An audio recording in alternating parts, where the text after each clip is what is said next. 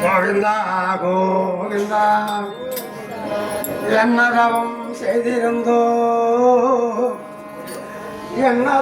செய்திருந்தோம் எம்பெருமான் திருவடியை அடைவதற்கு எங்கள் குறை தீர்த்தவனே பெருமாளே.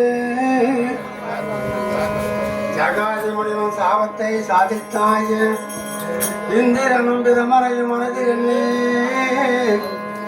போராமை கொண்டு முரலில் கட்டி வைத்தோமே நாராயணா.